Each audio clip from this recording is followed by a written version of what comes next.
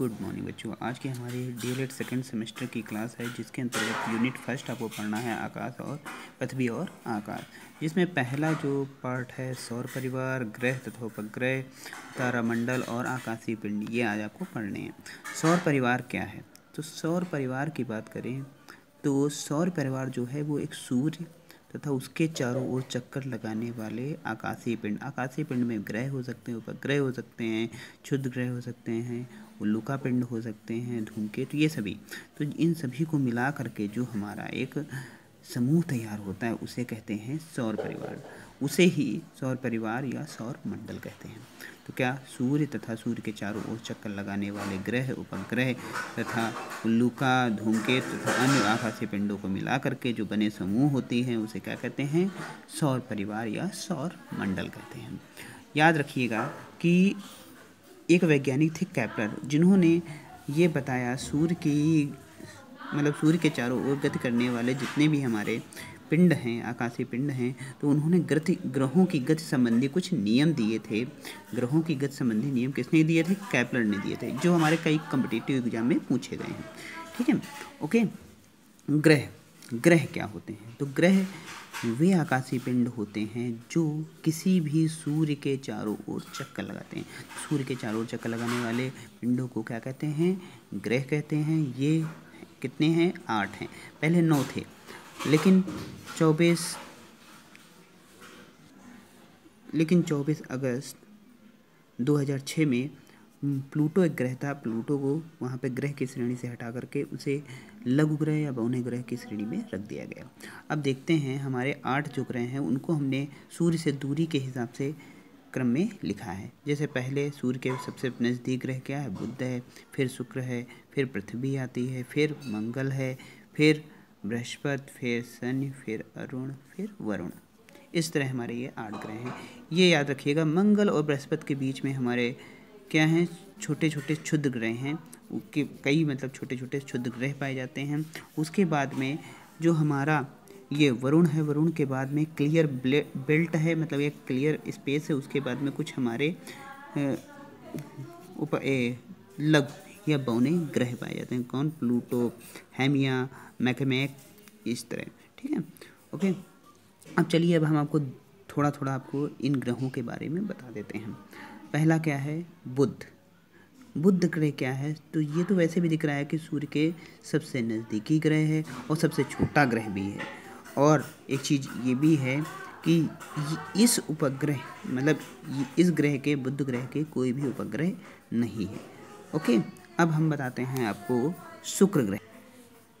शुक्र ग्रह भी क्या है? वो पृथ्वी के सबसे निकटतम ग्रह है। पृथ्वी के सबसे निकटतम ग्रह है। इसे पृथ्वी की भगनी ग्रह या बहन कहा जाता है। ठीक है, यहाँ इसे सांझ तथा भोर का तारा भी कहते हैं। यह सबसे चमकीला है, सबसे गर्म है तथा इसका भी इस ग्रह का भी, किसके? शुक्र ग्रह का भी कोई भी उपग्रह नहीं है। अब हम बात करते हैं सबसे जो तीसरे नंबर पे है वो क्या है? हमारी पृथ्वी। पृथ्वी की बात करें, आकार के हिसाब से बात करें तो यह 5वां सबसे बड़ा ग्रह है, और दूरी के हिसाब से कहें तो यह तीसरे नंबर का ग्रह है। सूर्य से दूरी के हिसाब से कहें तो यह तीसरे नंबर का ग्रह है, जिस पर क्या है? जीवन संभव है, और जल की उपस्थिति के कारण ही इसका रंग नीला दिखाई देता है। तो आपसे ये क्वेश्चन कई बार पूछा भी गया है कि पृथ्वी किसके कारण नीला दिखाई देता है? तो आपको बताना क्या है कि जल की उपस्थिति के कारण। इसका एकमात्र उपग्रह है, हमारी जो पृथ्वी है उसका एक ही उपग्रह है। कौन सा? चंद्रमा। फिर हम इसके बाद में चौथे ग्रह पे पहुंचते हैं, जिसे क्या है? मंगल। मंगल को लाल ग्रह भी कहते हैं। इसके 2 उपग्रह हैं। कौन? फोबोस तथा डिमोस। इस ग्रह पर सबसे बड़ा पर्वत है ओलंपिस मीन्स, जिसकी ऊंचाई 25 किलोमीटर, लगभग जो हमारा माउंट एवरेस्ट है उसके लगभग 3 गुना है। तथा सबसे बड़ी यहाँ पे घाटी भी अवेलेबल है। कौन सी? मेरी नेरिस। चलिए, अब इसके बाद में हम पढ़ते हैं 5वां ग्रह, बृहस्पति, जो हमारे सौर मंडल का सबसे बड़ा ग्रह है। कौन? बृहस्पति। तथा इसके कितने हैं? 79 उपग्रह हैं, जिसमें सबसे बड़ा जो है गैनीमीड है। कौन सा? गैनीमीड है। सबसे बड़ा कौन सा है? गैनीमीड है। इसके बाद में बृहस्पति के बाद में क्या आता है? शनि आता है। तो शनि आकार में क्या है? दूसरे नंबर का सबसे बड़ा ग्रह है। यह बृहस्पति के बाद में ये दूसरे नंबर का सबसे बड़ा ग्रह है और इसके चारों ओर क्या है? वलय हैं। धूल भरी, कहते हैं कि धूल के या विभिन्न गैसों के कुछ हमारे वलय हैं, जिस देखने में क्या रिंग लगती हैं कि अलग अलग वहाँ पे रिंग हैं, तो जिसके कारण इसका रंग क्या? पीला दिखाई देता है। इसके 62 उपग्रह हैं, जिसमें सबसे बड़ा जो है वो टाइटन सबसे बड़ा उपग्रह है। इसमें सबसे बड़ा कौन सा उपग्रह है? टाइटन। फिर हम बात करते हैं 7वें नंबर के ग्रह का, जिसे कहते हैं अरुण या यूरेनस। ये आकार में तीसरा सबसे बड़ा ग्रह है। कौन सा है? तीसरा सबसे बड़ा ग्रह है। इसके 27 उपग्रह हैं, जिसमें सबसे बड़ा कौन सा है? टाइटेनिया। और यह जो ग्रह है यह आपका हरे रंग का ग्रह है। इसके बाद में आता है सबसे लास्ट में वरुण या नेपच्यून, जो नीले रंग का ग्रह है और इसके 14 उपग्रह हैं। इसके 14 उपग्रह हैं। इसके बाद में कुछ और बातें हैं, जैसे ग्रहों की दूरियां निकालने के लिए क्या प्रकाश वर्ष मात्रक का प्रयोग करते हैं। ये याद रखिएगा, कई बार ये क्वेश्चन पूछा गया है, प्रकाश वर्ष किसका मात्रक है? तो आपको याद रखना है ये दूरी का मात्रक है, क्योंकि वर्ष देख के हम लोग अधिकतर कहते हैं क्या? समय, लेकिन नहीं, ये दूरी का मात्रक है।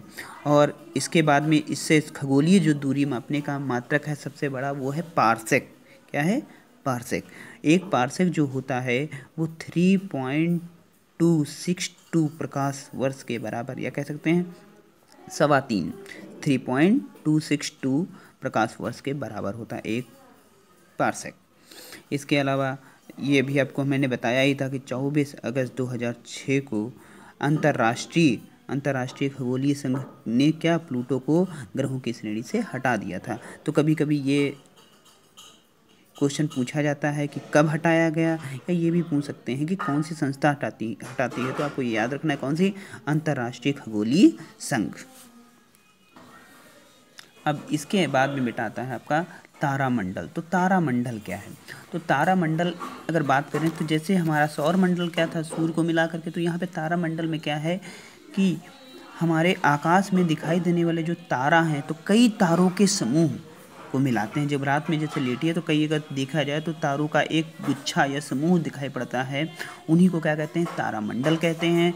इनसे अगर इनको सबको मिलाएं तो एक आकृति तैयार हो जाती है, उसे क्या कहते हैं? मतलब वो तारामंडल की आकृति होगी, और उसे मतलब जो तारों का समूह होता है उसे कहते हैं तारामंडल। तो यहाँ पे एक है सप्तऋषि के बारे में आपने सुना होगा, सप्तऋषि मंडल या उर्सा मेजर एंड कैस्पियो, ये डब्लू आकार का है, जिसमें 5 तारों का समूह है। ओरियन 8 तारों का समूह है। नोट याद रखिएगा कि आपको तारामंडलों की संख्या कितनी है? 89 है, और सबसे बड़ा तारामंडल जो है वो हाइड्रा है। ठीक, ओके। आकाशगंगा की बात करें तो ब्रह्मांड में पाए जाने वाले तारों, ग्रहों, उपग्रहों आदि के जो पुंज को क्या कहते हैं? आकाशगंगा कहती हैं। और हमारी जो आकाशगंगा है वो दुग्ध मेखला, मंदाकिनी या मिल्की वे सर्पिल आकृति की है। हमारी जो आकाशगंगा है वो क्या है? मिल्की वे है या मंदाकिनी है, जो सर्पिल आकृति की है। सूर्य के बारे में हमें पता होगा, सूर्य एक गैसीय गोला है, जिसमें सिर्फ गैसें कहा जाए तो वो क्या? हाइड्रोजन 71% है, और हीलियम 26.5% है, और अन्य गैसें 2.5% है। नाभिकीय संलयन अभिक्रिया द्वारा ही ऊर्जा सूर्य में से हमें ऊर्जा प्राप्त होती है। तो वहाँ पे लगातार नाभिकीय संलयन अभिक्रिया होती है। तो नाभिकीय संलयन अभिक्रिया के बारे में थोड़ा आपको बता देते हैं। नाभिकीय संलयन अभिक्रिया वह है जिसमें जो छोटे छोटे मतलब हाइड्रोजन के कई परमाणु आपस में उन्हें क्या करते हैं? आपस में जुड़ते हैं। जब जुड़ते हैं तो वो कुछ उनके द्रव्यमान में क्षति होती है। वही क्षति मतलब 2 हाइड्रोजन मिल करके हीलियम का निर्माण करते हैं, और उस तरह हमारा हीलियम का जब निर्माण होता है तो उसमें, लेकिन उन 2 हीलियम का जो एक परमाणु होता है वो हाइड्रोजन के 2 परमाणुओं के द्रव्यमान से कम होता है। वही जो कमी होती है वो ऊर्जा के रूप में हमें प्राप्त होती है। तो इस तरह हमारा ये प्रोसेस चलता रहता है और हमें ऊर्जा प्राप्त होती रहती है। ठीक है। तो आपको ये याद हो गया होगा कि प्रकाश वर्ष किसका मात्रक है, दूरी का मात्रक है। और इसके बाद में सबसे खगोलीय दूरी नापने का सबसे बड़ा मात्रक क्या है, पार्सेक है। ओके बेटा, थैंक यू।